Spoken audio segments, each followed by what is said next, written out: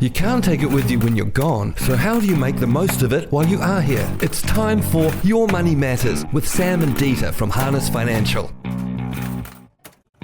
And Sam and Dieter are in the studio with us. And before we start, guys, and hopefully all the people I've told to be ready with their questions are ready with their questions, and they can ring in on 0800 332 or they can text us.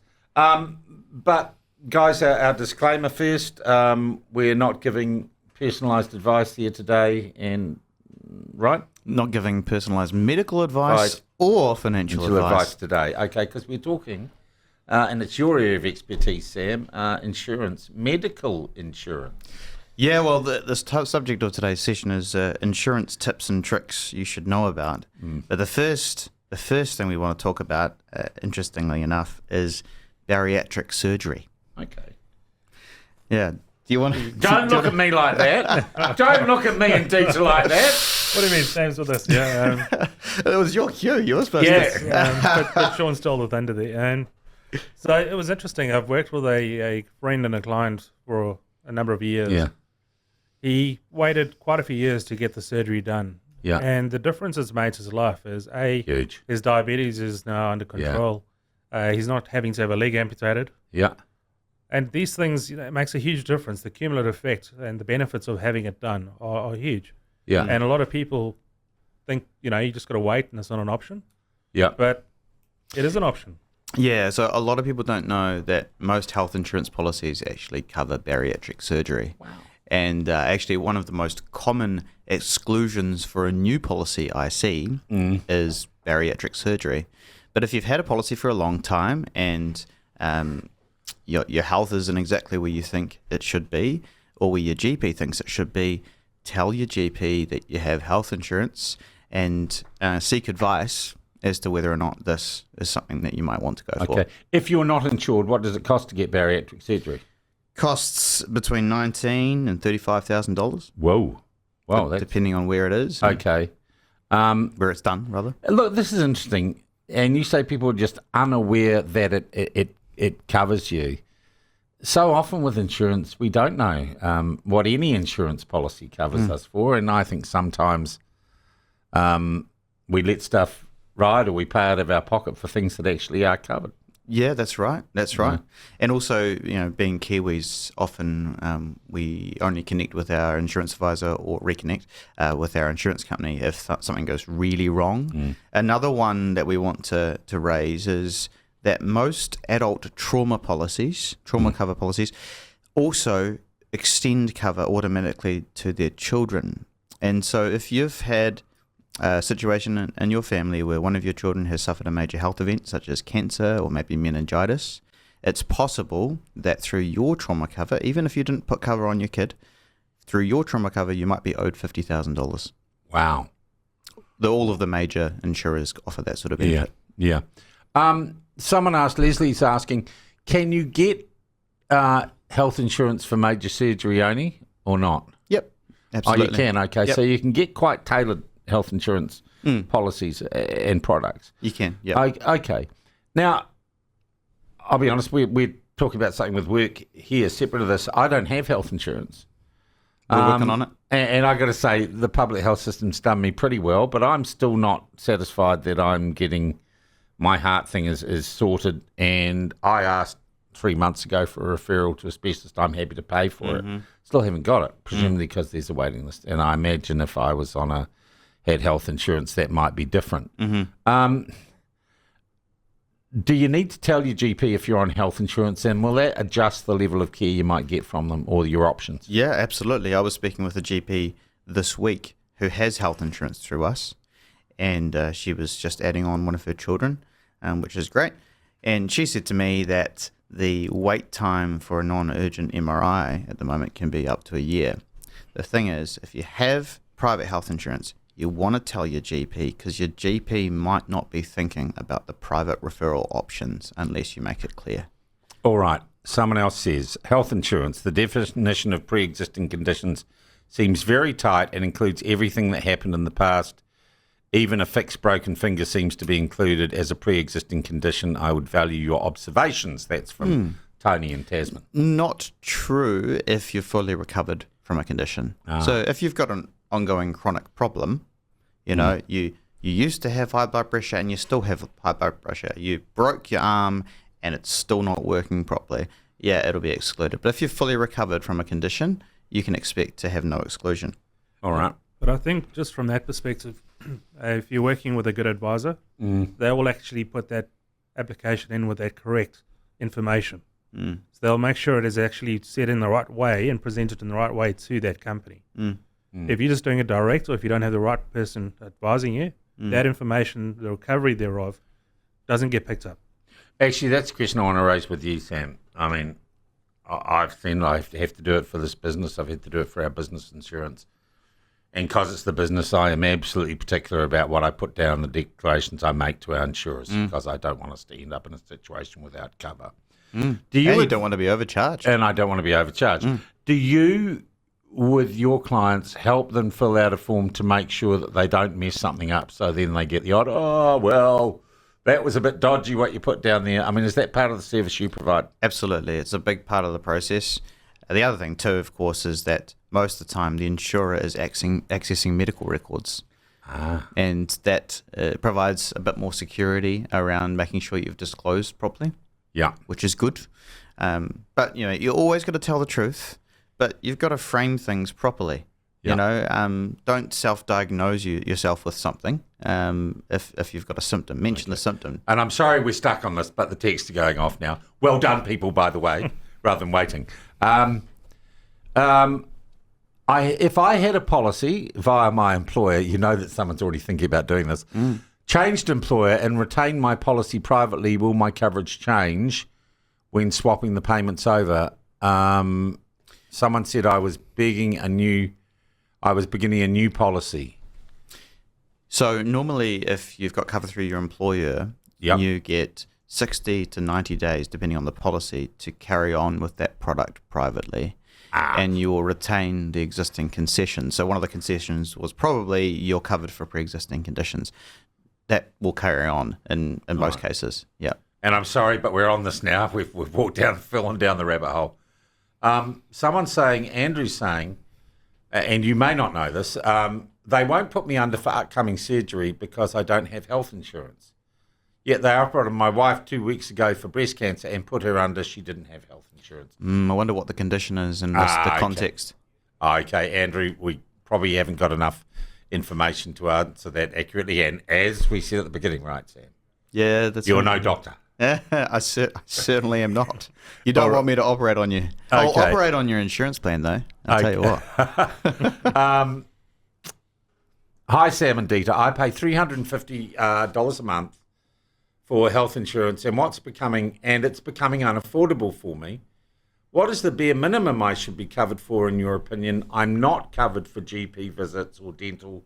Great. Just specialist in surgery. Thanks. And once again, don't act on this advice. This is the best, ballpark we can give you. Yeah, for sure. Get in touch with us. But I can say, first and foremost, good on you for not being covered for GP visits and for minor dental, because generally speaking, we don't recommend that. It's not true insurance. It's a money swap program, and the insurance companies tend to win, not the client. I would say that the most important thing to be covered for is major surgery and non-pharmac drugs, or major treatment and non-pharmac drugs. However, if you feel like you don't have the cash available or the credit available to pay for your own diagnostic journey in a pinch or MRI, then maybe you should add that in as well. And also, I'd say to this listener that you got to make sure your excess is appropriate. If you've got a... By the way, Andrew's just told us what the thing's for, and I don't think, Andrew, I'm going to mention that on here. Okay. All right. Fair enough. Okay. Fair enough. Yes, vasectomies are covered, Andrew, generally. No, I can't see the text. It's a little bit more icky than that. Okay, I can't see the text. Another thing I wanted to mention is there are so many Kiwis who have an income protection policy that is not tax deductible. You can buy tax deductible income protection. Yeah. You can convert your cover to tax deductible income protection. It's not for everyone, but I think it's appropriate for a significant portion of clients. Why not claim back on your income protection at the same time as you claim back on your donations or your church tithes or whatever you're donating, Yeah. You should. You should claim back. I mean... And what proportion can you get tax deductible of the premium? the full premium. What? Well, I mean, tax deductible means that you don't pay tax on it. So you would get back functionally your effective tax rate. Your effective tax rate. Back on that premium total for the year. Yeah, so that might be 25%, might be 30%. Yeah. Okay, and people just don't know they can do that because it's a legitimate business expense. No, actually, it's the only personal cover type in New Zealand that is tax deductible. Wow. In other countries around the world, health insurance is tax deductible, for example, but unfortunately, health insurance isn't tax deductible. Even in South Africa. Health insurance is tax deductible. And look, wow. Seeing we're doing tips, and you're full of good information here today. Well, you're always full of good information, but there's some good little tips here. Self-employed people can get their ACC levies down. How do they do that? Great question, Sean. Yes, we have talked about this. I did. We have talked about this before on another episode, but if you're self-employed, you get a separate ACC invoice every year, right? You can drop your ACC cover down to minimum wage, and the reason you would do that is because you would save $2,000 to $4,000 a year and take that saving and put it towards income protection, which covers accident and illness and is tax deductible. And a lot of people are underinsured with ACC anyway because it caps out at around 80% of 150k a year. So if you earn 200k, 250, 300, 400k as a self-employed person, you're underinsured with ACC. It's only going to come to the party for accidents, which is 30% of the reasons for being off work. What about the 70%? What about the illness? Use a private health insurer. And ACC gives you the ability to be in charge of your own destiny a little bit. And so ACC, you're covering yourself. You're not going to call on us. Therefore, we give you a discount on your ACC levy. Yeah. It actually sounds like a fair deal from the government for once. Yeah, it's quite unusual. Yeah, okay. Just coming back to the one thing about specialists. Yeah. I can't emphasize it enough. We have a shortage of specialists. Yeah. Across most of the disciplines. Yeah. So the ability to actually get treatment and see a specialist is becoming more and more urgent. And having that in place actually allows you to get to see someone. Yeah. And that's not a situation that's going to remedy in a short term. Yeah. Heck, we have a shortage of specialists everywhere, including in journalism, Sean? Yeah. There are plenty of people who think they're specialists. Let's talk about extending, and here's another tip. You've got plenty of cover. Your kids get covered too for like trauma insurances. Tell us about that. Yeah, well, I mean, you can buy trauma cover for your kids. Covers a major health condition. But I'm just thinking about people who might have had a major health event in the last 15 years, maybe even 20 years, and they never claimed, or their kid had a major health event and they never claimed. Even if you haven't claimed, you can still go back and claim. But separately, on the topic of kids, health insurance does cover wisdom teeth extraction surgically. Wow. But it doesn't cover dentistry. And so what that means is you're not covered, well, unless you buy the module, which we don't normally recommend. It's got like a $650 annual limit, depending on the policy. But if you want to go and, have a filling done, you're not generally covered. But if you need your wisdom teeth extracted, or your son or daughter needs their wisdom teeth extracted, they can be covered generally through their health insurance. Wow. All right, here's a question kind of like that. Once again, it may be too specific. We have a medical insurance, and our son was seriously in hospital for 4 weeks last year after he was injured by the surgeon during routine surgery. I'm wondering if this would be covered under trauma cover. It was 10 months ago. Is it too late to claim it now? It's never too late to claim. If the policy was active, then at the time of the event, then you can claim. One of the things that some of the best trauma policies in New Zealand cover is intensive care, if you're in intensive care for more than 3 nights. Some policies and some health insurance policies cover medical misadventure as well. So I'd say if you have an advisor, reach out to your advisor. If you don't like your advisor, reach out to us. We'll help you. Yeah. Oh, someone here just says, very cool website, Harlan's Financial. That's nice. I think my son has an eye problem, which we were covered for under our family insurance. When he turned 18 and started to work in the health insurance, he took out, his eyes were no longer insured. Oh, so he obviously went at the age of 18, he was no longer considered their son. This is kind of interesting considering that parents are now going to be liable for taking care of their dropkick kids when they're 18 or 19 and they're going to be means tested. Oh, but a kid's not your kid for the insurance company once they turn 18, right? Depends on the policy. Can be 21. Okay. Can be even a little bit later than that. Can it just not all be far now? yeah, totally. Actually, I think the other thing what I'm really passionate about is if you're a mum and a dad, or mum or dad who cares about your kids and you want to make sure that they always have health insurance with no exclusions, you set it up for them when they're young and healthy. Yeah. And then when it's time for them to, leave the nest, you say to them, hey, Johnny, hey, Susie, this is yours now. You can pay for it. I'm going to transfer it into your name. If they reapply from scratch, then they're not covered. So that's right. So you can get them ahead of the curve on that. Totally. One of the biggest ones I see is young women who suffer from polycystic ovary syndrome or endometriosis.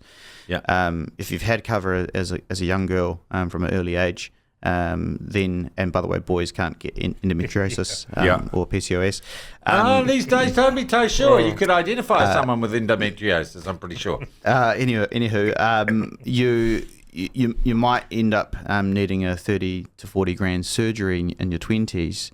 If mum and dad gave the cover to you when you were 10 or 8 or 5 or 0, and you've still got that cover, then you're going to be okay. Yeah. Boy, the texts are coming, and it would seem to me, could I ask a question, is like health insurance and health insurance claims out of all the insurances, is it the most difficult and problematic? The one with the most problems? In some ways, it's one of the easiest claim types because a lot of the insurers have apps you can claim through. In addition, all you really need is a referral letter from your GP or from the surgeon, an invoice in advance, and then the insurance company will just accept it. The claims that take a little bit longer are the ones where they're assessing your ability to work, and that's income protection. Yeah, okay, and there's a distinction there, obviously. All right. Here's a funny text. My husband had a heart attack 20 years ago. Family history, but he's been fine since then. We have no medical insurance. What would you do? Well, I suppose that depends how much you like your husband, doesn't it?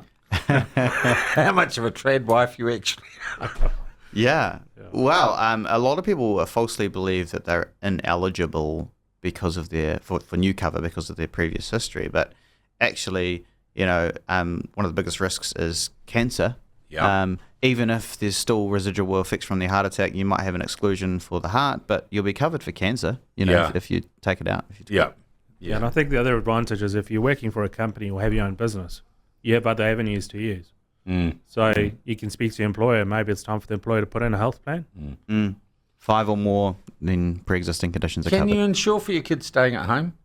What, for the trauma of that? Well, I just think, and look, I haven't got into it this week, but I was thinking about, and talking to you guys as we do about the financial plan and life and everything. Yeah. I think we're changing with how long we expect our kids to stay at home and be dependent on us. And I thought it was really interesting that budget move to means test parents on kids on the dole. It seems to be creating a sense of intergenerational responsibility that didn't exist before. Well, we're being squeezed on both ends of the spectrum, because there's also the fact that a lot of these older folks can't afford to live alone or can't afford to go into a home. Yeah, and the super subsidy, as we discussed, after the budget has changed. Have you had many people coming to you worried about that in the last week or so, or not? No, because generally the plan doesn't rest on that. Yeah, that's right. But I think the other thing which long-term will be a factor is a lot of your repetitive jobs will be gone in the next 5, 10, 15 years. Yeah. So that is going to increase the propensity for kids to be at home. Because if you can't do a job because it's been taken over by an AI function, we're moving towards maybe, fortunately, universal basic income type of scenario. Yeah. Well, those were top tips, guys. And I want to say thank you to the audience. No more questions because the boys are leaving now. But thank you that you did engage today and you didn't do it after they'd left. That was a really good session. I thank you very much indeed. Thank you. Can I tell the audience what our next session is going to be on? What? You've never done it before. Yeah. we're going to talk about why the air points thing on credit cards no longer stacks up. See, I've got all that, but I just don't do it. I've never checked my airpoints. We'll save it for next time. Oh, okay. Yeah. I'll go and have a look at I don't go to places and say, have you got the card? I just can't be bothered anymore. All right. I look forward to that. The great AirPoint switcheroo. That's in a fortnight's time here on the platform with Dita and Sam from Harness Financial. Always a pleasure, guys. Your Money Matters with Sam and Dita from Harness Financial. To make the most out of your money, visit harnessfinancial.co.nz.